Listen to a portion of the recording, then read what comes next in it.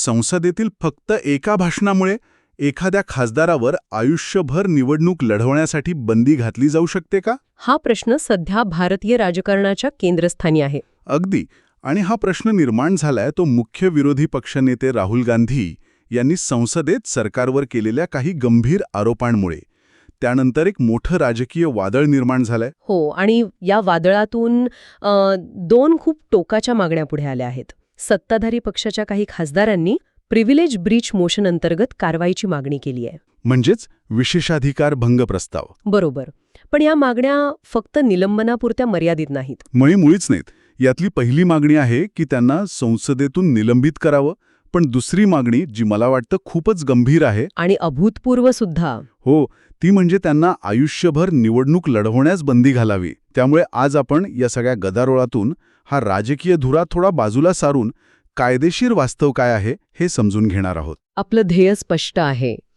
या मागण्या कायद्याच्या कसोटीवर कितपत टिकतात, आपलं संविधान, कायदे याबद्दल नेमकं काय सांगतात.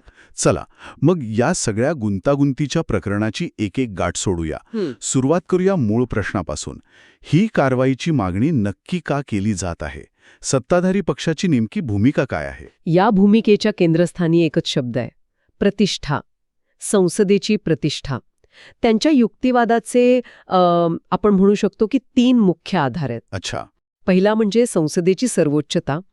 त्यांच्या मते संसद ही फक्त एक इमारत नाही, तर देशातील सर्वोच्च लोकशाही संस्था आहे आणि तिची प्रतिष्ठा जपणं हे प्रत्येक सदस्याचं पहिलं कर्तव्य आहे. आणि जर एखाद्या खासदाराच्या भाषणाने ही प्रतिष्ठा धोक्यात आली तर? अगदी. तिथेच त्यांचा दुसरा मुद्दा येतो, तो म्हणजे विशेषाधिकारांचा भंग. सत्ताधारी पक्षाचं म्हणणं असं आहे की जेव्हा एखादा खासदार सभागृहात चुकीची, दिशाभूल करणारी किंवा अप्रमाणित माहिती देतो, तेव्हा तो सभागृहाच्या विशेषाधिकारांचा भंग करतो. तिसरा आणि सर्वात महत्वाचा भाग आहे. तो कोणता?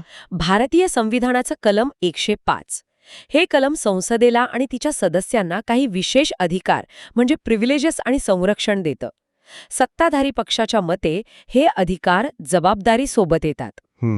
त्यामुळे जर राहुल गांधी यांनी दिलेली माहिती अप्रमाणित असेल तर त्यांनी या अधिकारांचा गैरवापर केलाय आणि म्हणूनच प्रिव्हिलेज मोशन आणणं पूर्णपणे योग्य आहे असं त्यांचं म्हणणं आहे. एक मिनिट, तुम्ही सुरुवातीला सबस्टॅन्टिव्ह मोशनचाही उल्लेख केला होता. हा प्रिव्हिलेज मोशनपेक्षा कसा वेगळा आहे हे समजून घेणं महत्वाचं आहे. हो, खूप चांगला प्रश्न आहे. बघा, दोन्हीमध्ये एक सूक्ष्म पण महत्वाचा फरक आहे.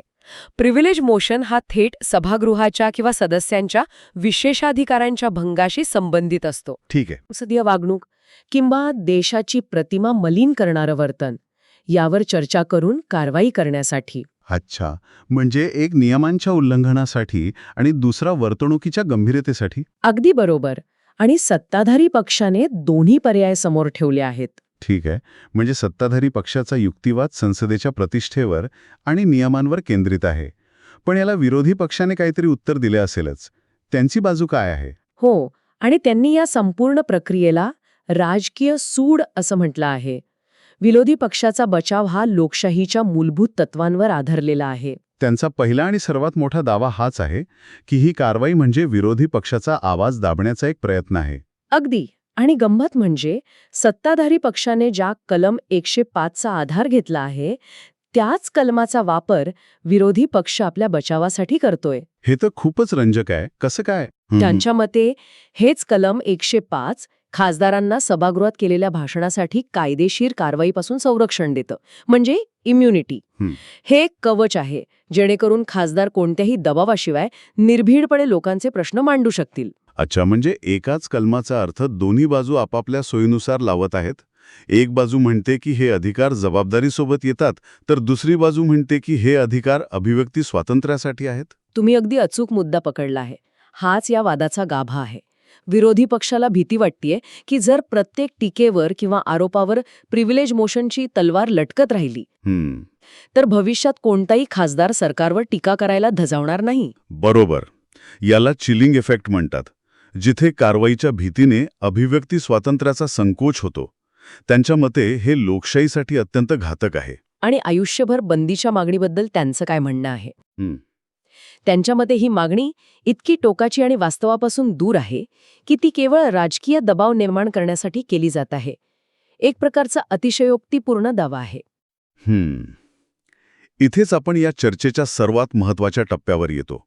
एका बाजूला राजकीय आरोप प्रत्यारोप आहेत, तर दुसऱ्या बाजूला अभिव्यक्ती स्वातंत्र्याचा मुद्दा. पण या सगळ्याच्या पलीकडे जाऊन कायदा काय सांगतो? संसद स्वतःहून एखाद्यावर आयुष्यभर बंदी घालू शकते का? या प्रश्नाचं उत्तर अगदी स्पष्ट आणि निसंदिग्ध आहे. आणि ते म्हणजे नाही.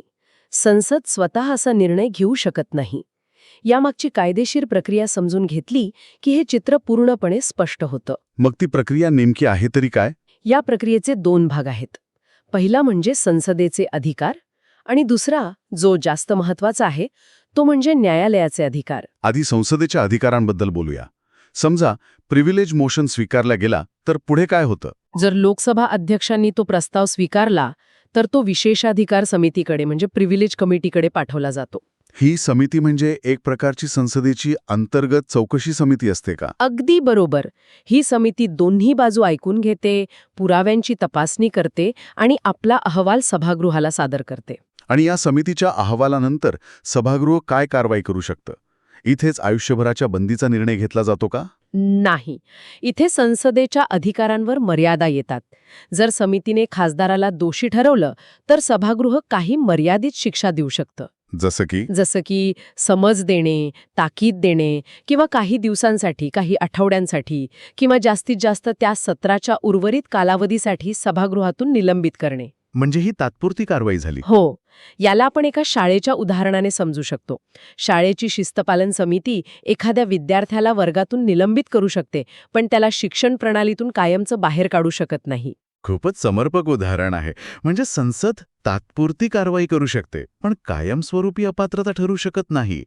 तर मग ही अपात्रता ठरवण्याचा अधिकार कोणाला आहे? हा अधिकार पूर्णपणे न्यायव्यवस्थेच्या अखत्यारीत येतो आणि त्याची संपूर्ण प्रक्रिया लोकप्रतिनिधी कायदा 1951 मध्ये दिलेली आहे.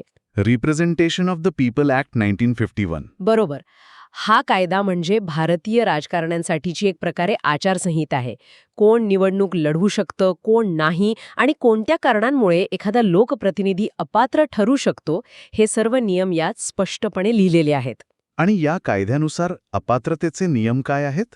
फक्त भाषण केल्याने अपात्रता येते का? अजिबात नाही.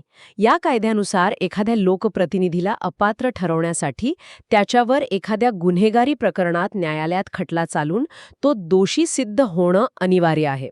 केवळ आरोप करून किंवा संसदेत प्रस्ताव आणून कोणालाही अपात्र ठरवता येत नाही. अच्छा.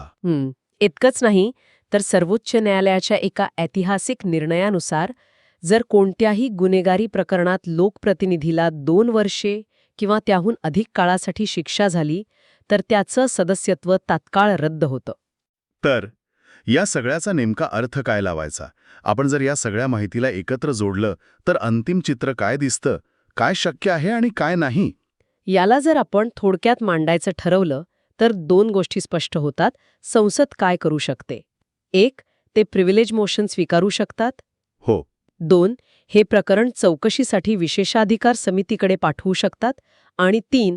समितीच्या अहवालानंतर जर खासदार दोषी आढळले तर सभागृह त्यांना काही काळासाठी निलंबित करू शकतं.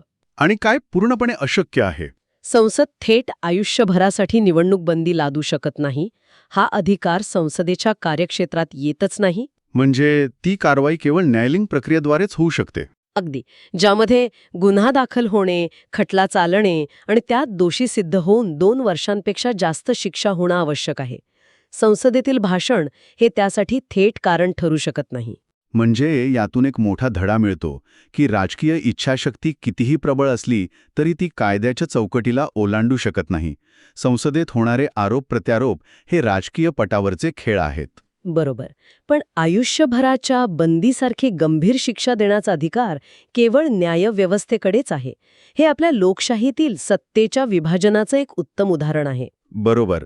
राजकारण कितीही तापलेलं असलं तरी अंतिम निर्णय कायद्याच्या चौकटीतच घ्यावा लागतो. या प्रकरणात राजकारण आणि कायदा यांच्यातली सीमारेषा अगदी स्पष्ट आहे. तर आजच्या या सखोल आढाव्यातून हे स्पष्ट होतं की संसदेतील शिस्तभंगासाठी निलंबनासारखी कारवाई नक्कीच शक्य आहे आणि यापूर्वी ती अनेकदा झाली आहे.